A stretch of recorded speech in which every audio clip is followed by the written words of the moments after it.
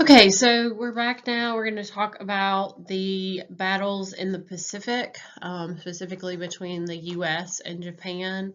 And then these start pretty much as soon as the Japanese attack us at Pearl Harbor. We're going to start some strategic battles to overtake them. But it's going to take several years to finally defeat them.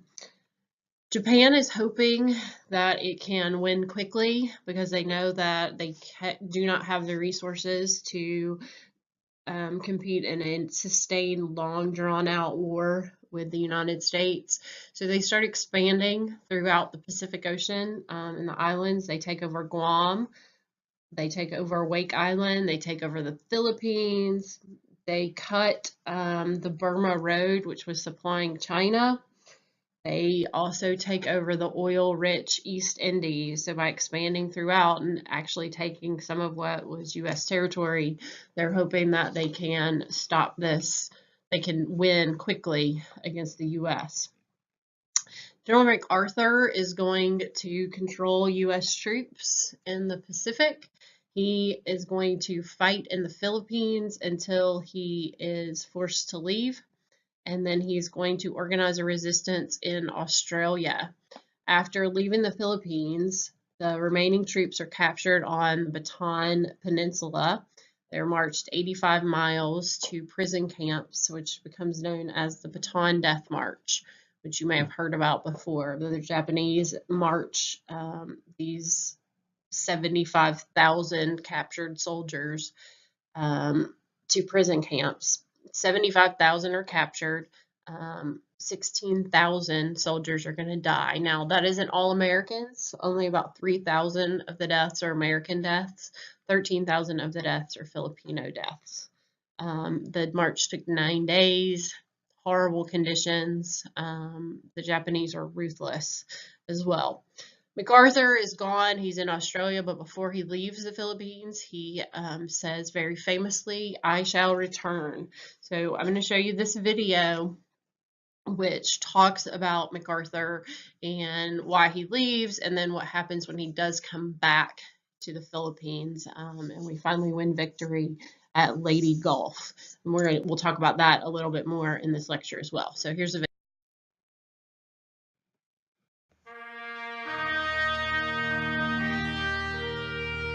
Before World War II, Douglas MacArthur knew little of defeat.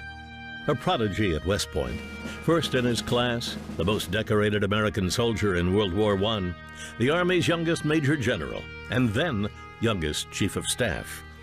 This was a man who not only made his way, but got his way. But his infallibility would be tested in the days and weeks following Japan's attack on Pearl Harbor.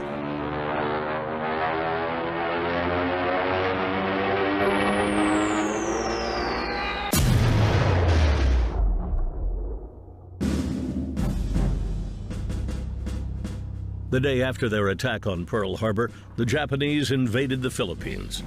General MacArthur had been in the Philippines since 1935, serving as a military advisor. By the end of December 1941, MacArthur, along with U.S. and Filipino units, had been forced to retreat to Bataan. For the next 2 months, MacArthur desperately tried to defend against the Japanese. But in February 1942, President Roosevelt ordered MacArthur to abandon the country. The general escaped to Australia in March, and upon his arrival, made his intentions clear, famously stating, "I shall return." This was the kind of defeat MacArthur was unaccustomed to. He left behind some 70,000 U.S. and Filipino troops. Many would succumb to the infamous Bataan Death March at the hands of the Japanese. MacArthur was bent on redemption, and for the next 2.5 years made the Philippines his mission. The capture of Los Negros bypasses Rabaul and further neutralizes that important sea and air base. The island contains a vital airstrip and places MacArthur's forces many miles closer to the Philippines. After successfully battling his way through New Guinea, MacArthur finally had the Philippines in his sight, and on October 20th, 1944, the men of MacArthur unloaded on the Philippine island of Leyte.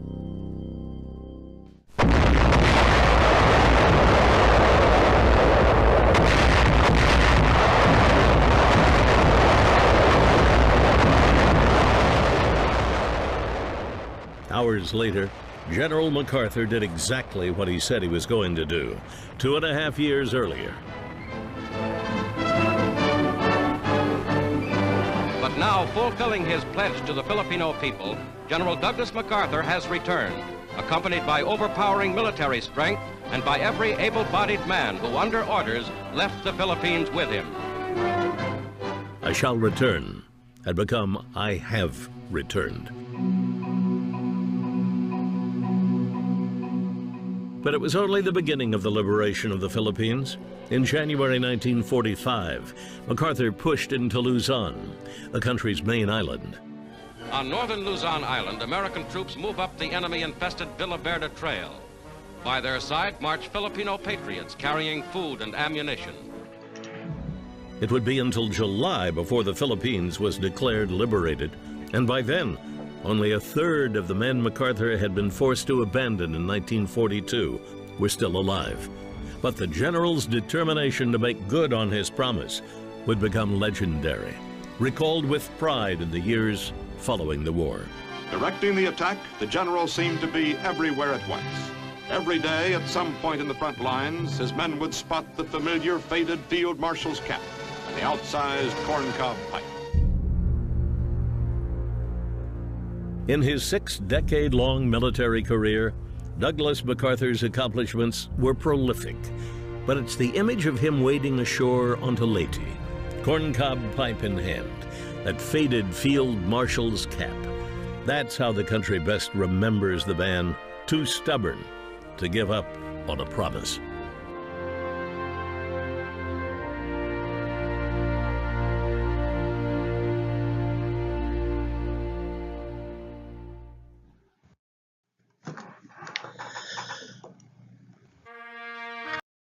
So that told you about MacArthur leaving the Philippines, what happens with the Bataan Death March, and then coming back to retake the Philippines, which we'll talk about in a few minutes.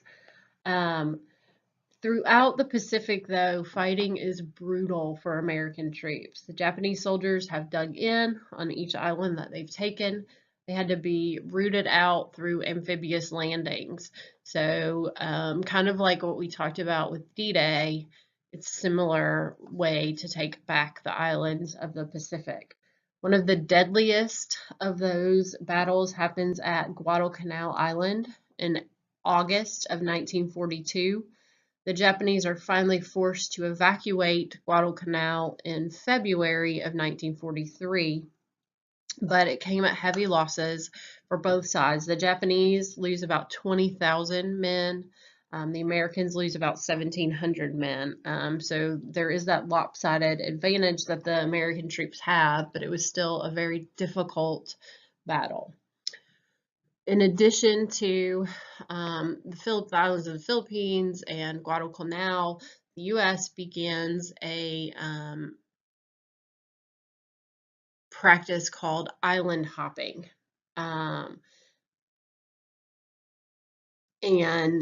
in doing that, they are basically trying to take the islands that are not as heavily controlled by the Japanese.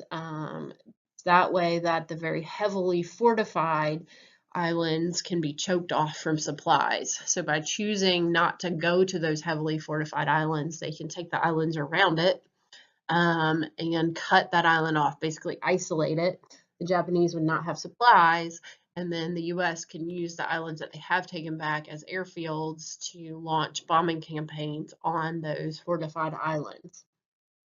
And this becomes important for the U.S. to start turning the tide of the war against the Japanese.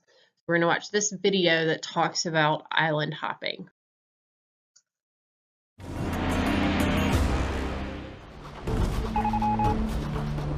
February 1943.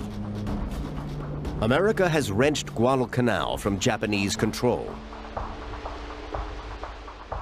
Now the U.S. chiefs can begin the process of cutting Japan off from its supply of natural resources. Rabaul, on the island of New Britain, is America's next target. From here, Japan provides air and naval support to its supply routes. MacArthur's plan is not to capture Rabaul, but to isolate it. Cut off, it will cease to pose any military threat.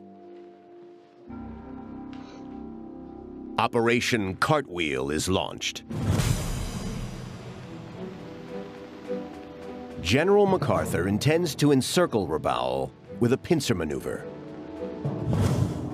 MacArthur himself will lead the western pincer from Port Moresby up the Japanese-occupied northern coast of New Guinea.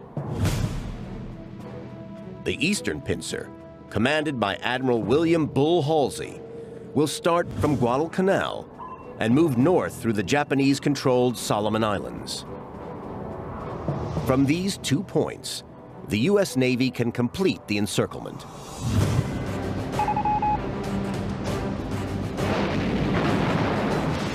As with Guadalcanal, Cartwheel begins with intense aerial bombardment and shelling.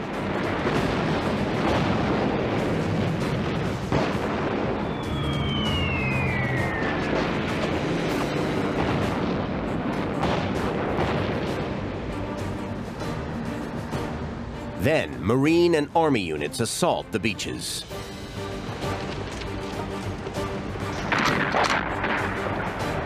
This time, the Japanese unleash heavy mortar, sniper, and machine gun fire.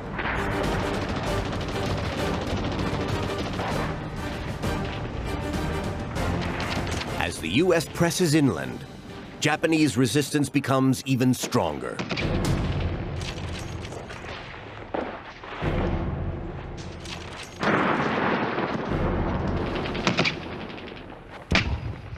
The enemy are well dug in, lurking in a network of pillboxes, caves, and underground bunkers.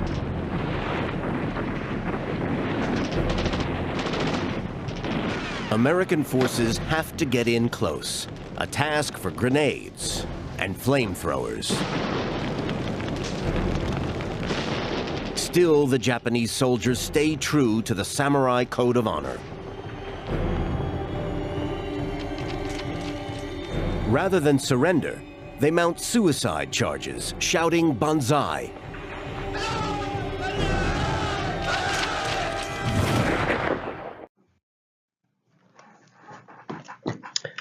So by doing this process of island hopping, the U.S. starts gaining ground. They're able to capture Guam, which is particularly useful, not only because it had been our territory already, but also because from Guam, our long-range B-29 super bombers could carry out round-trip bombing raids on Japan's home islands. And by doing that, we're able to attack Japan at home because we have the base at Guam back. The fight for Guam starts to be known as the Great Marianas Turkey Shoot. About 250 Japanese planes were shot down in the fight for Guam. Only about 29 American planes were shot down.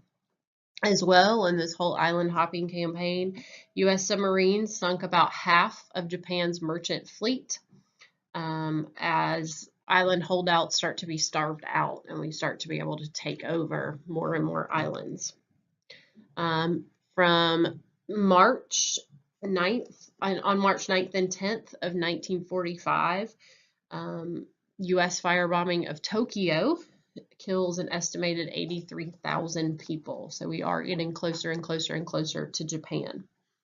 MacArthur leaves Australia, goes back to the Philippines, as you saw in the first video that you watched.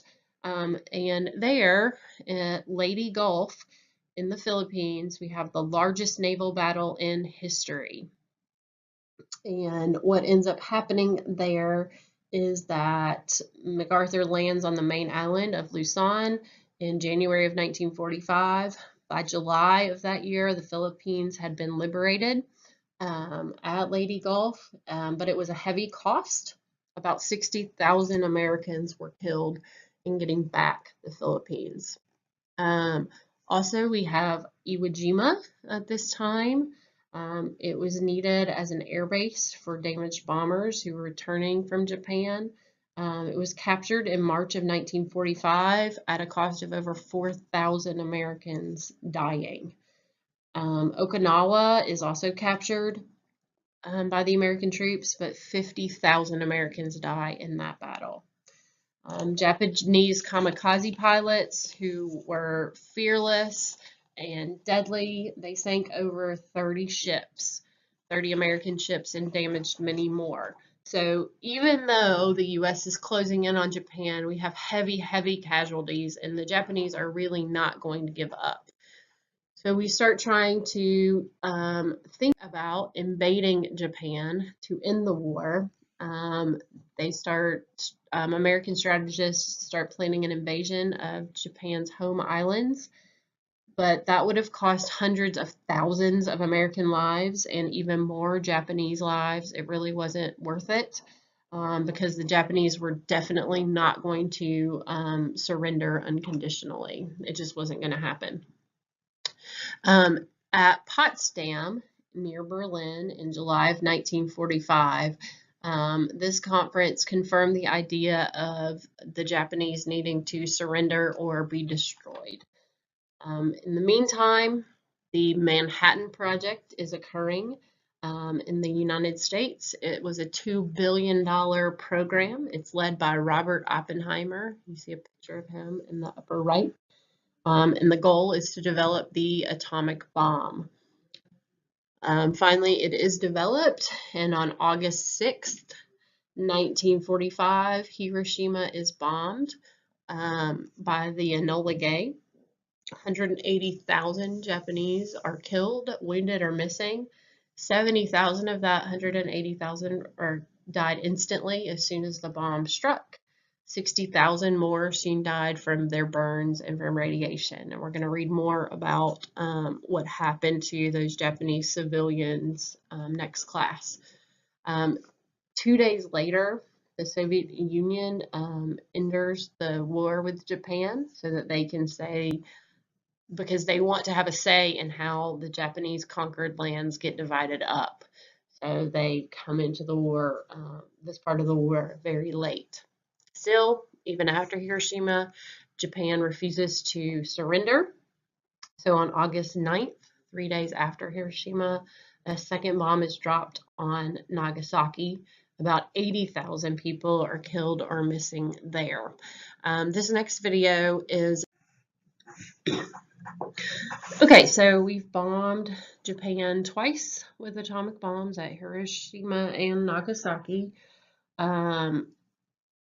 And so the day after Nagasaki is bombed, Japan sues for peace on one condition, that their emperor would be allowed to remain on the throne, but with reduced power.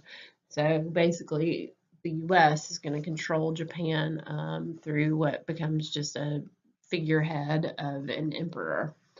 On September 2nd, 1945, Japan officially surrendered to the U.S. on board the USS Missouri. This commemorated VJ Day, Victory in Japan Day.